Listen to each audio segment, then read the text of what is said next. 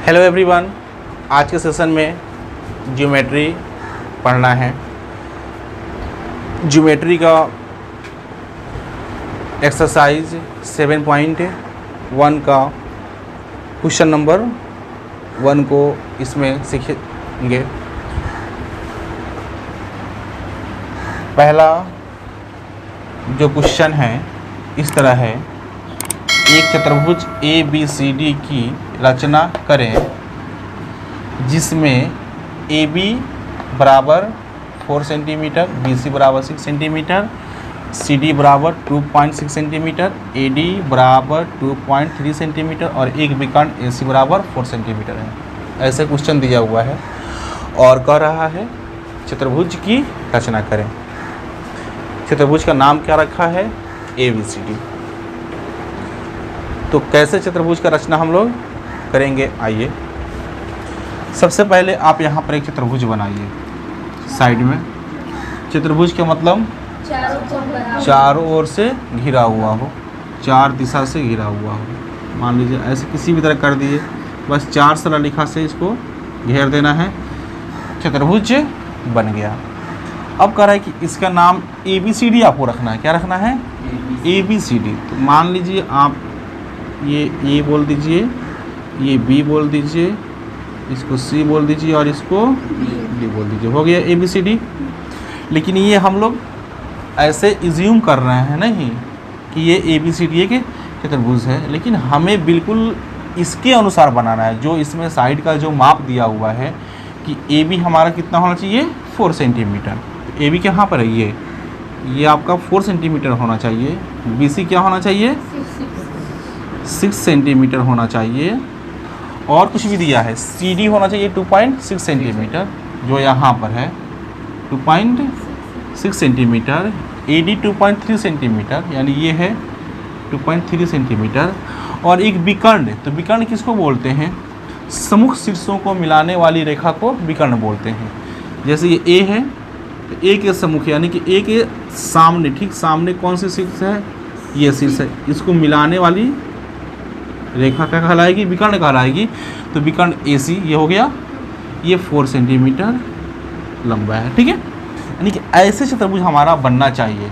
तो ये हमने एक रफ स्केच किया समझने के लिए, लेकिन यहाँ पर हम लोग बिल्कुल माप जोख कर सही बनाएंगे, ठीक है।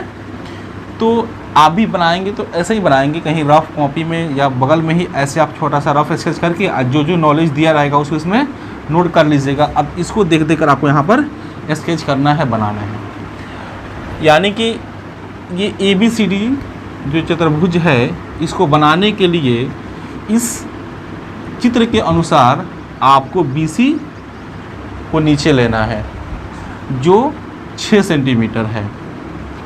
तो अब क्या करेंगे? आपके पास स्केल है, स्केल को लेंगे और यहाँ पर रखेंगे और रख कर यहाँ पे 6 सेंटीमीटर नाप लेंगे, ठीक है।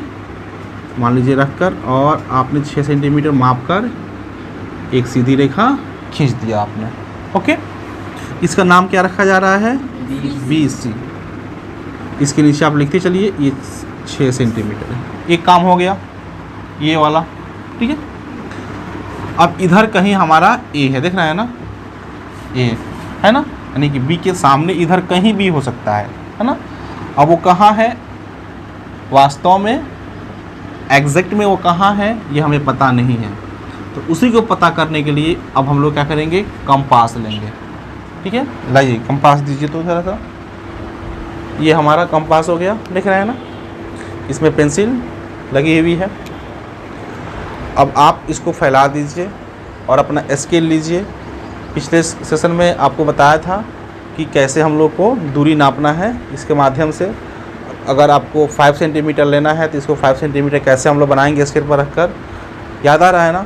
तो वैसे आप कर, आइए एक बार बता ही देते हैं। लाइए, मान लीजिए ये आपका स्केल है, समझ में आ रही बात है, आप यहाँ पर रख दिए, ठीक है। अब आपको मान लीजिए 4 सेंटीमीटर लेना है, ठीक है। तो ये स्केल से रखकर आप यहाँ पर कहीं अलग जगह पर, मान लीजिए हम यहाँ पर करते हैं आपको समझाने के लिए। ये मान लीजिए हम यहाँ पर स्केल बना देते हैं, ठीक है। मैंने ये स्केल बना दिया जिस पे आपको क्या रहता है 0, फिर रहेगा 1 2 3 4 5 6, इस तरह जितना बड़ा स्केल रहता है 7 8 9 10, ठीक है। 1 2 3 4 5 6 7 8 9 10 सेंटीमीटर ये हो गया। अब इसमें हमें कितना लेना है, डिस्टेंस कितना लेना है, ये इधर आपका जो है 4 सेंटीमीटर दिखाई दे रहा है ना, ये इधर एक जो भी रहेगा ए बी जो भी लेंगे हम लोग कितना लेंगे 4 सेंटीमीटर। तो आप क्या करेंगे, पेंसिल और कंपास को, यानी पेंसिल और कंपास के बीच का जो डिस्टेंस होगा उसको आप 4 सेंटीमीटर कर लेंगे। वो कैसे करेंगे, देखिए कंपास के नोक को आप 0 पर रख देंगे, ठीक है। कंपास के नोक कहाँ पर रख रहे हैं 0 पर, और पेंसिल के नोक को कहाँ ले जाएंगे, जितना आपको लेना है 4 लेना है तो 4 पर ले जाएंगे, 5 लेना है तो 5 पर ले जाएंगे। अब इसको आप फैलाइए फैलाइए फैलाइए फैलाइए फैलाइए फैलाए कहाँ ले जाए आपको तक ले, ठीक है ना। यानी कि अब ये जो डिस्टेंस आपका हुआ ये आपको क्या हो गया 4 सेंटीमीटर हो गया। अब आपको ये कंपास के नोक को बी पर रख देना है, ठीक है, और ऐसे इसको ऊपर घुमा देना है, ठीक है। घूमने के बाद में मान लीजिए आपको ये ऐसे घूम जाता है, घूमेगा ना, यानी कि ये जो चाप आप काटे हैं ना इस पर कोई एक बिंदु है जो आपका ए है। अब वो बिंदु कौन है वो हमें पता नहीं है। अब उसको पता करने के लिए देखिए इधर से कोई लाइन जाएगी, देख रही है ना, इधर से कोई लाइन जाएगी, तो वो लाइन कौन है, देखिए ए सी है, क्योंकि अगर सी से ऐसे कोई लाइन जाएगी तो ए पर ही मिलेगी ना, और फिर यहाँ से कोई लाइन आएगी जो बी पर मिलेगी, यानी कि इधर कोई ना कोई बिंदु है जो हमारा ए है। तो वो कौन सा है, तो हम क्या करेंगे सी से यहाँ का जो डिस्टेंस है उसको हम लोग काट लेंगे। तो सी का डिस्टेंस कितना है, यानी कि ए सी का लंबाई कितना है 4 सेंटीमीटर, यानी कि ए भी कितना है 4 सेंटीमीटर। आप पहले ही नाप चुके हैं 4 सेंटीमीटर, ठीक है। तो आपको ए सी खींचना है ना, तो 4 पर आप सी पर आप कंपास के नोक को रख लीजिए, ठीक है, और पेंसिल से ऐसे कर दीजिए। तो मान लीजिए जब आप ऐसे करेंगे यानी कि यहाँ पर कंपास के नोक को रखेंगे और पेंसिल घुमाएंगे तो मान लीजिए आपको यहाँ पर आकर ऐसे कट जाएगा या ऐसे कट जाएगा, ठीक है। ये क्यों नहीं चल रहा, क्या हो गया इसको, ये ऐसे कटेगा, ठीक है। तो इसमें बहुत सारे बिंदुएं हैं, लेकिन उसमें से आपको यही बिंदु क्या है ए का है, पता है, ठीक है। क्योंकि यहाँ से ये जो कट रहा है ये आपका कितना है 4 सेंटीमीटर है। तो अब इसको सी से आप मिला दीजिए और लिख दीजिए आप कितना हो गया 4 सेंटीमीटर। और इस पर जो भी बिंदु है वहाँ से बी तक की दूरी कितना है 4 सेंटीमीटर है। तो यानी कि ये और ये कितना हो गया 4 सेंटीमीटर हो गया। आप इसको स्केल से मिलाइएगा, ठीक है ना, मैं ऐसे यूँ ही अंदाज से मिला रहा हूँ, ठीक है। लेकिन आप क्या करेंगे स्केल रख के बिल्कुल आप सीधा मिलाएंगे। यानी कि जो ए पॉइंट निकला था यहाँ से बी कितना हो गया 4 सेंटीमीटर ए भी हो गया, और फिर यहाँ ए से आपका सी का भी दूरी कितना है 4 सेंटीमीटर ए सी हो गया, ठीक है। अब आगे चलिए, ए बी सी और डी इधर कहीं है, देख रहे हैं ना, डी इधर अब कहीं भी है, कहाँ पर है वह पता नहीं है। तो कैसे पता होगा, इधर से आपका सी डी जाएगी, इधर से आपका सी डी है ना जाएगा, और इधर से आपका ए डी आएगा। तो सी डी और ए डी जहाँ पे काटेगा वह क्या हो जाएगा डी पॉइंट हो जाएगा। ए से डी को मिला देंगे और सी से डी को मिला देंगे, ठीक है। तो वह आपको पता करने के लिए क्या करेंगे, ये सी से जो आपका डी तक का दूरी है 2.6 सेंटीमीटर वो आपको काटना पड़ेगा। तो फिर आप लेंगे अपना ये कंपास और पेंसिल और आइए आप फिर अपना स्केल पर। तो क्या लेना है 2.6 सेंटीमीटर। आप देखिएगा ये 1 सेंटीमीटर है और ये क्या है आपका 2 सेंटीमीटर, इसके बीच में आपका बहुत छोटा छोटा क्या होता है एम होता है ना, करके ऐसे, ठीक है। तो यानी कि हमको 2 पॉइंट, फिर ये आप आइएगा 2 से लेकर 3 तक का आपका 10 गो होता है, 10 गो एम होता है, ठीक है ना, ये छोटा छोटा। तो हमें 2.6 लेना है ना, तो ये होगा 2, 2.1, 2.2, 2.3, 2.4, 2.5, 2.6 आपका यहाँ पर, ठीक है। तो आप क्या करेंगे 0 पर कंपास के नोक को रखेंगे और पेंसिल को कहाँ पर ले जाएंगे 2.6 तक ले जाना, क्योंकि आपको 2.6 का डिस्टेंस मापना है पेंसिल और स्केल के सहायता से। बात समझ में आ रही है ना। तो 0 पर क्या करेंगे, यहाँ पे कंपास रख देंगे और पेंसिल को कहाँ ले जाएंगे जितना नापना है 2.6 नापना है तो 2.6 तक आप ले देख रहे हैं ना, देख रहे हैं। अरे बात समझ में। अब इसको उठाएंगे, अब 2.6 किधर का आ रहा है, CD का आ रहा है ना, तो C पर रख कर और आपको पेंसिल से घुमा देना है, C पर रखना है ऐसे और पेंसिल को ऐसे घुमा देना है। तो मान लीजिए आपने C पर कंपास को रखा और पेंसिल को ऐसे घुमा दिया, ठीक है। यानी कि यहाँ से यहाँ तक का दूरी कितना है, 2.6 है। यहाँ से यहाँ तक कितना है, 2.6। यानी कि इस पर जितने भी बिंदु हैं उस बिंदु से C तक का दूरी कितना है, 2.6 सेंटीमीटर है। लेकिन अब C को किस बिंदु से मिला है, इसको मिला है, इसको मिला है, इसको मिला है, किसको मिला है पता नहीं है। इसलिए क्या होगा, अब A यह है ना, ये यहाँ से आपको जो D का डिस्टेंस दिख रहा है, A से D का डिस्टेंस कितना है, 2.3 सेंटीमीटर है। वो माप कर आप A से काट लीजिएगा और जहाँ पे कटेगा वही यहाँ पर क्या हो जाएगा, D का पॉइंट हो जाएगा। चलिए अब आपको 2.3 लेना है ना, क्योंकि आपको A से D तक जाएगा, क्योंकि ये A है, इधर ही कहीं D है, तो A से D तक ये जो आएगा आपका ये 2.3 आएगा। तो आप आइए 2.3 आप यहाँ पे माप लीजिए। तो ये तो 2 हो गया, इसमें 1 2 3। फिर आपको यहाँ पर पेंसिल का नोक रखना है, सॉरी कंपास का नोक रखना है, और पेंसिल का नोक कहाँ पर ले जाना है, 2.3 तक। इसको आप थोड़ा और कम करके देखिए, तो आ गया 2.3 तक, नहीं 2 पर आ रहा है, थोड़ा बढ़ा कर 2.3 तक कर लिए। ओके कर लिए। अब आपको A पर रख कर, यानी कि A पॉइंट पर आप कंपास के नोक को रख कर पेंसिल से ऐसे काट लेंगे। ओके, तो मान लीजिए आप काटेंगे तो ये क्या हो गया, यहाँ पर कटेगा, ठीक है। अब हो गया बात, हो गई बात यहाँ पर फंसने वाली, क्योंकि जब ये कहीं काटेंगी दोनों तब ना वहाँ पे पॉइंट निकलेगा। तो क्या करेंगे, अब कंपास को लेकर आएंगे, फिर यहाँ पे कंपास को रख देंगे, जो 2.6 था लेकर इसको और आगे तक बढ़ा देंगे थोड़ा सा। जब इसको आप आगे तक बढ़ाएंगे ऐसे इसी डिस्टेंस को, तो कहीं ना कहीं आकर इसको यहाँ पर काटेगा। अरे बात समझ में। तो ये जहाँ पर काट दी, यहाँ पर ये हो गया आपका D पॉइंट। क्या हो गया आपका, D पॉइंट। अरे बात समझ में। पता नहीं इसको क्या हो गया, ये दीजिए, तो ये आपका हो गया। देखिए इसको थोड़ा सा काटिए ऐसे, ठीक है। ये जहाँ पर काट दिया आपका D पॉइंट हो गया। अरे बात समझ में। अब यही D से आपको A को मिला देना है, AD हो गया 2.3 सेंटीमीटर। फिर यही D को C से मिला देना है, जो आपका 2.6 सेंटीमीटर। देखिए तो एक चतुर्भुज बन गया, A B C D, एक चतुर्भुज बन गया। और जो क्वेश्चन में दिया हुआ था कि आपका AB 4 सेंटीमीटर, देखिए आपका AB 4 सेंटीमीटर है यहाँ पर, ठीक है। BC 6 सेंटीमीटर, देखिए BC 6 सेंटीमीटर है।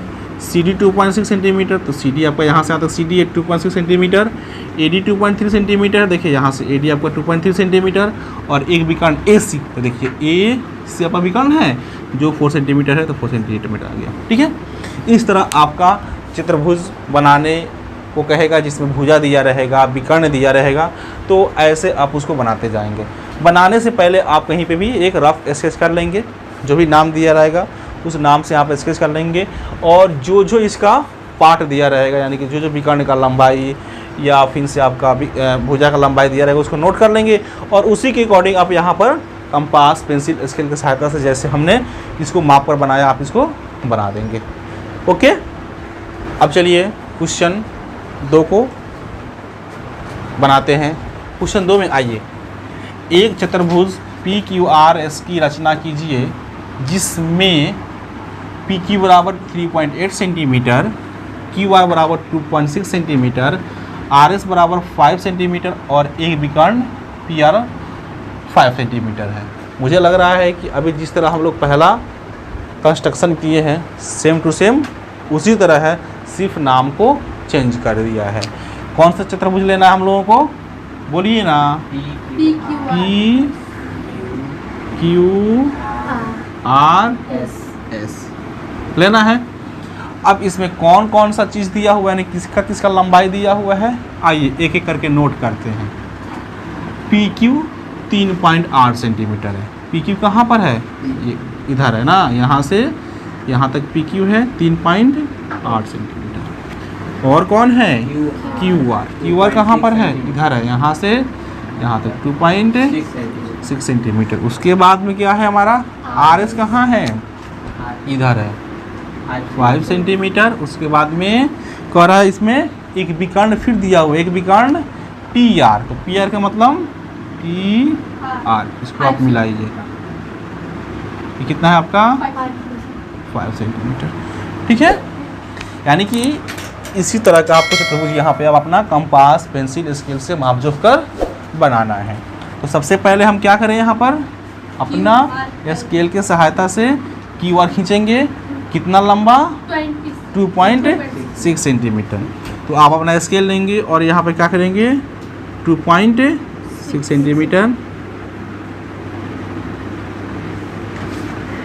2.6 सेंटीमीटर। ठीक है, इसका नाम रख दीजिए क्यू आर। ठीक है, अब देखिए इधर से नाम शुरू हुआ है ना, ऊपर से पी क्यू, यानी कि इधर कहीं हमारा क्या है पी है। तो इसके लिए हम क्या करेंगे क्यू पी को लेंगे। अब अपना स्केल पर पेंसिल और कंपास की सहायता से 3.8 सेंटीमीटर नाप लीजिए। ठीक है, और नापने के बाद में आप यहाँ पे क्या करेंगे, अपना पेंसिल को कंपास को रख देंगे और पेंसिल से ऐसे घुमा देंगे। मान लीजिए कहीं घुमा दिए, घूम गया। चलिए, अब इसी पर कहीं ना कहीं आपका पी है, लेकिन अब वो कहाँ है तो वो कैसे पता चलेगा। तो इधर से आप आके लेकर आइए आर पी को। ठीक है ना, देख रहे हैं ना, पी पर जाकर आर ना मिल रहा है, इधर से आर जाएगा और इधर जहाँ जाकर मिलेगा वही क्या हो जाएगा आपका पी हो जाएगा। तो ये आपका आर पी कितना है 5 सेंटीमीटर है।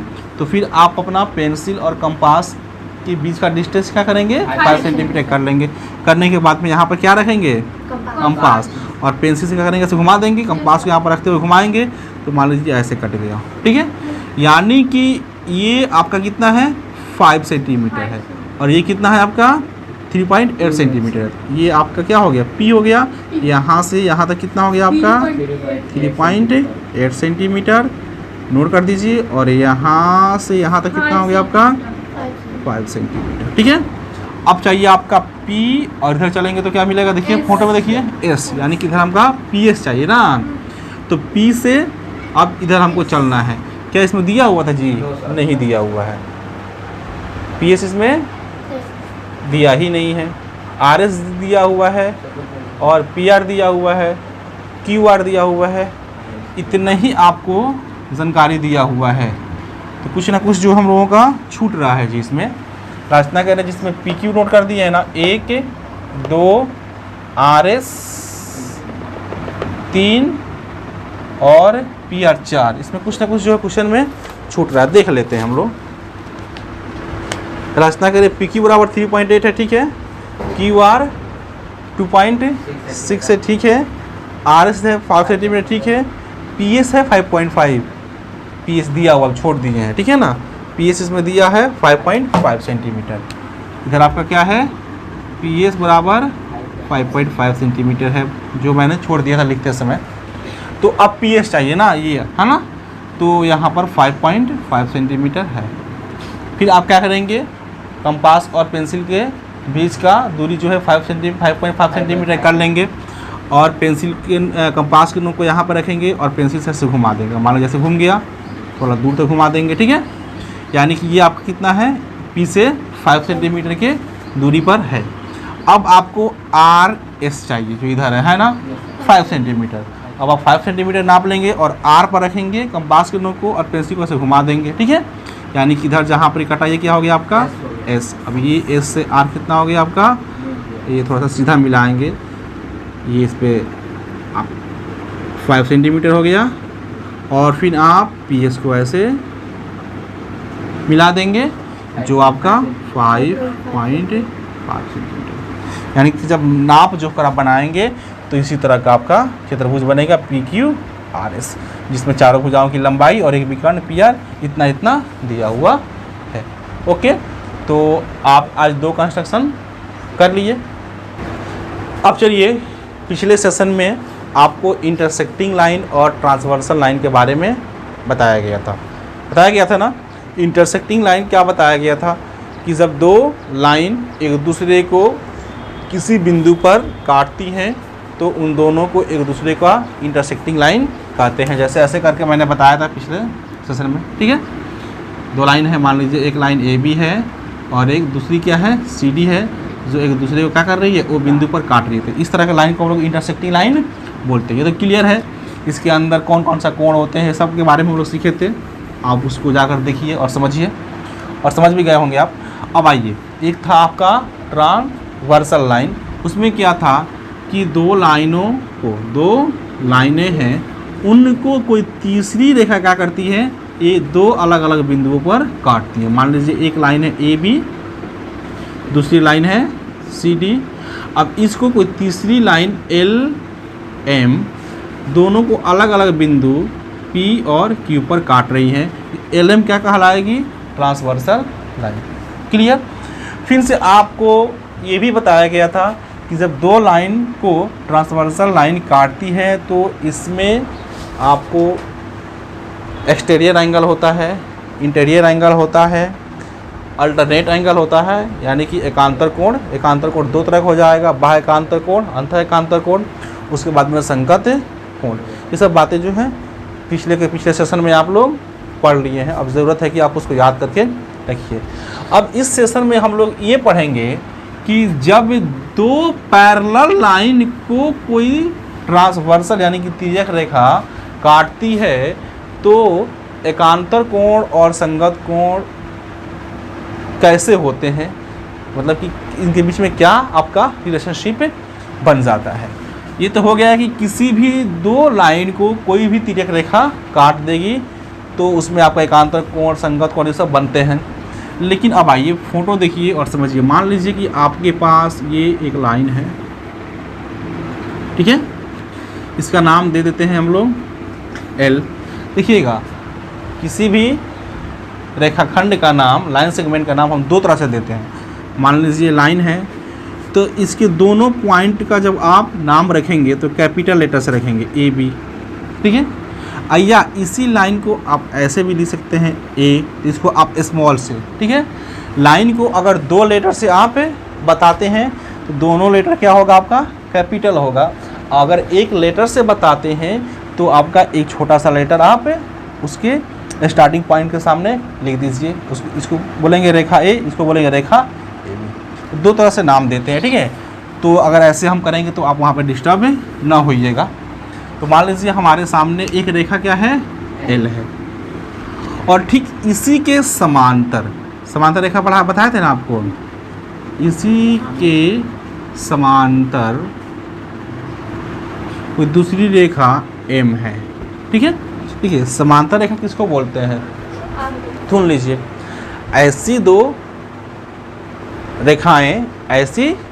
रेखाएं जिनके बीच की दूरी हर जगह समान हो और वे उस तल में कभी भी ना मिलती हो, अनंत पर मिलती हो, ऐसी रेखाओं को हम लोग समांतर रेखा कहते हैं। जैसे बोर्ड पर देख लीजिए ना, एक एल रेखा है और एक दूसरी क्या है, एम रेखा है। ये इस तरह एक दूसरे के मतलब कि सामने हैं कि इनके बीच की दूरी कहीं भी आप स्केल से नापिएगा तो क्या होगा, बराबर होगा। अगर आप स्केल से नापते हैं, मान लीजिए कि यहाँ से यहाँ तक की दूरी क्या है, 3 सेंटीमीटर है, तो कहीं भी नापिएगा आपका क्या आएगा, 3 सेंटीमीटर आएगा। कहीं भी नापिएगा क्या होगा, 3 सेंटीमीटर आएगा, ठीक है। अब इसी तल में, यानी कि इसी तल में अगर आप इसको आगे बढ़ाइए, बिल्कुल इसको सीधा जाने दीजिए, कहीं भी टेढ़ा नहीं करना है, इसको भी आप बिल्कुल आगे जाने दीजिए, कहीं भी टेढ़ा नहीं करना है, तो क्या ये कभी एक दूसरे को काटेंगी, यानी कभी भी एक दूसरे को मिलेंगी। इसीलिए कहा जाता है कि समांतर रेखाएं उस तल में कभी भी नहीं मिलती हैं। रेल का जो लाइन होता है, जिस पर रेल गाड़ी चलती है, वो क्या है, समांतर रेखा का एग्जाम्पल है ना। नहीं, ऐसे ही लाइन होती है, इस पे पहिया होता है, इस पे पहिया होता है, छू छू छू छू छू छू छू छू चलती रहती है। आप कहीं भी नापिएगा तो क्या होगा, डिस्टेंस क्या होगा, बराबर होगा। अगर कहीं भी कम बेस होगा तो क्या हो जाएगा, ट्रेन क्या हो जाएगी, पटरी से उतर जाएगी। तो वही समांतर रेखा का एग्जाम्पल है। कभी भी देखे हैं कि दोनों लाइनें आकर एक दूसरे को काटती हैं, कहीं भी किसी भी तरह जाएंगे तो क्या होंगी, अलग अलग ही जाएंगी, अलग अलग ही ऐसे बढ़ती जाएंगी। तो यही होता है समांतर रेखा, ठीक है। समांतर रेखा को आज आप अच्छे से समझ लीजिए। समांतर रेखा का मतलब हुआ कि दो ऐसी रेखाएं आमने सामने होंगी कि उनकी बीच की दूरी हर जगह कहीं भी माप लीजिए आप तो एक समान होगा, एक जैसा होगा, 1 mm का भी इधर उधर नहीं होगा। तो ऐसी रेखाओं को हम लोग समांतर रेखा बोलते हैं और वे उस तल में कभी भी नहीं मिलेंगे। आप बढ़ाते रहिए ना, इसको आप बढ़ाते रहिए, ऐसे ही सीधा बढ़ाते रहिए और ऐसे सीधा बढ़ाते रहिए। ये लाइन ऐसे ही जाएगी ना, दोनों लाइनें लगेगी, ट्रेन का क्या है लाइन है। आगे बात समझ में? तो चलिए समांतर रेखा भी आप समझ गए। अब चलिए यानी कि ऐसी रेखा को यानी कि समांतर रेखा को आप कोई तीसरी रेखा आकर क्या करें, काट दे, यानी कि तिर्यक रेखा आए और क्या करें, इसको काट दे, इसको मिटा ही ना दीजिए कि आप थोड़ा थोड़ा मिटा ना, एक थोड़ा फ्रेश बना लेते हैं। अब ये दोनों रेखा क्या है, एक दूसरे के समांतर है। अब एक क्या कर रही है, ट्रांसवर्सल लाइन यानी कि तिर्यक रेखा आई आई आई आई, ठीक है, आई और क्या कर दी, दोनों को अलग अलग बिंदु पर काट दी। ए को कहाँ पे काट दी, पी पर काट दी, और एम को कहाँ पे काट दी, क्यू पर काट दी। ऐसे आप पिछले सेक्शन में ही पढ़े थे, लेकिन उसमें आपको ये दोनों लाइनें क्या थी, समांतर नहीं थी, ऐसे थी। कोई ऐसे था तो कोई ऐसे था, यानी कि उसके बीच की दूरी कम पे से देख रहे हैं, यहाँ पे ज़्यादा है, यहाँ पे क्या है कम है, इसको काट रही थी। तो जब इस तरह होगा कि जब दो रेखाएं समांतर होंगी और कोई तीसरी रेखा क्या कर रही होंगी, उसको काट रही होंगी, इसका नाम रख देते हैं आर। तो इसमें भी आपको एकांतर कोण बनेगा, इसमें भी आपको संगत कोण बनेगा, लेकिन वह एकांतर कोण और संगत कोण क्या हो जाएगा, बराबर हो जाएगा। यानी कि इसमें जितने भी एकांतर कोण का युग्म होगा वो बराबर हो जाएगा और जितने भी संगत कोण का युग्म होगा वो आपको बराबर हो जाएगा। आइए पहले सब पहले हम लोग कोण का नामकरण कर लेते हैं। ये एक हो गया, ये क्या हो गया, 2, और ये 3, ये 4, ये 5, 6, 8, ठीक है। अब चलिए हम इसमें कहते हैं कि एकांतर कोण को लाके बाहर आइए, एकांतर कोण यानी कि अल्टरनेट एंगल को आप इसमें से निकालिए। कौन कौन इसमें अल्टरनेट एंगल, फटाफट बोलिए। 1 और 8 अल्टरनेट एंगल हो गया। इसीलिए बार बार बोल रहे हैं कि जिस क्लास को करना है आपको पहले वाला क्लास देख कर आइए। अगर आज देख कर आए होते तो ये बात नहीं ना होती। 1 और आपको क्या हो जाएगा, 1 तो सबसे पहले आप लेंगे नहीं, अगर ले रहे हैं तो वो आपको वहीं से एकांतर कोण हो जाएगा। तो 1 लेंगे तो क्या हो जाएगा, आप 7 लेंगे। ये एकांतर कोण में यही होता है कि दोनों साइड का एंगल होगा। अगर बाहर का ले रहे हैं तो एक साइड का बाहर का तो दूसरे साइड का बाहर का लेंगे, दूर का होना चाहिए, सटा हुआ नहीं होना चाहिए। तो 1 और 7 आपका क्या है, अल्टरनेट एंगल है, एकांतर कोण है। अब ये दोनों का वैल्यू क्या हो जाएगा, बराबर हो जाएगा। दोनों का वैल्यू क्या हो जाएगा, बराबर हो जाएगा। कब, इसी कंडीशन में बराबर होगा, इसी कंडीशन में बराबर होगा। यानी कि जब दो रेखाएं क्या होंगी, समांतर होंगी, दो रेखाएं क्या होंगी, समांतर होंगी और कोई तीसरी तिर्यक रेखा काट रही होंगी, तो उसमें जितने भी एकांतर कोण का युग्म होगा वह सभी एकांतर कोण का युग्म क्या होगा, आपस में बराबर होगा। यानी कि कोण 1 बराबर होगा कोण 7 के, और भी एकांतर कोण होगा आपका कोण 2 बराबर होगा कोण 8 के, क्योंकि कोण 2 और कोण क्या है, एकांतर कोण है। अब आइए अंतः एकांतर कोण लेते हैं। जैसे मान लीजिए आप 4 लेते हैं तो कोण 4 बराबर हो जाएगा किसके, कोण 6 के। कोण 3 बराबर हो जाएगा किसके, कोण 5 के। आई बात समझ में?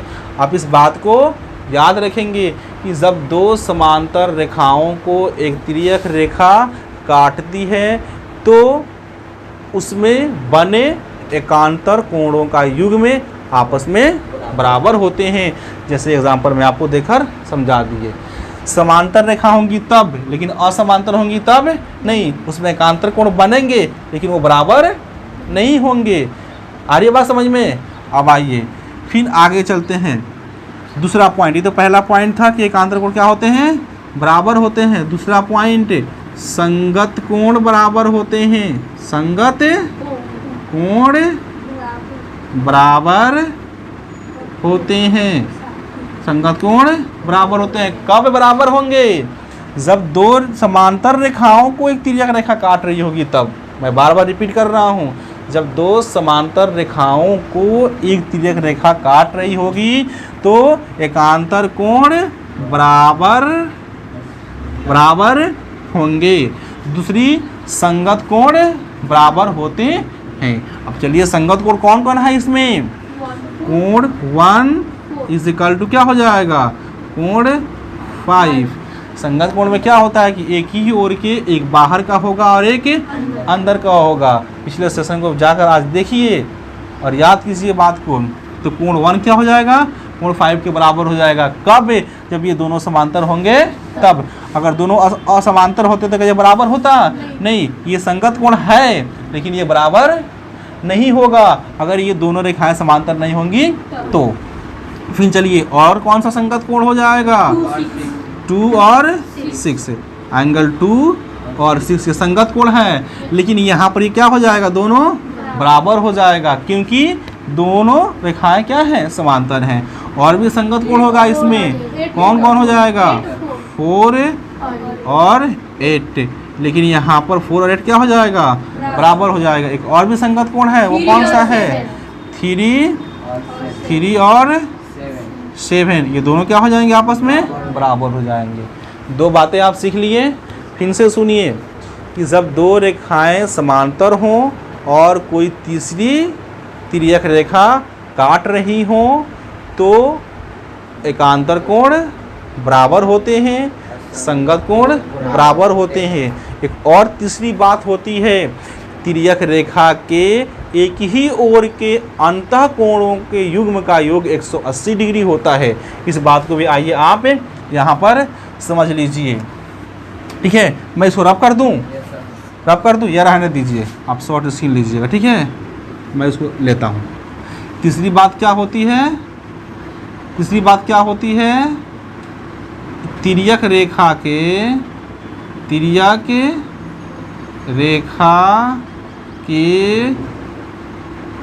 एक ही ओर के अंतः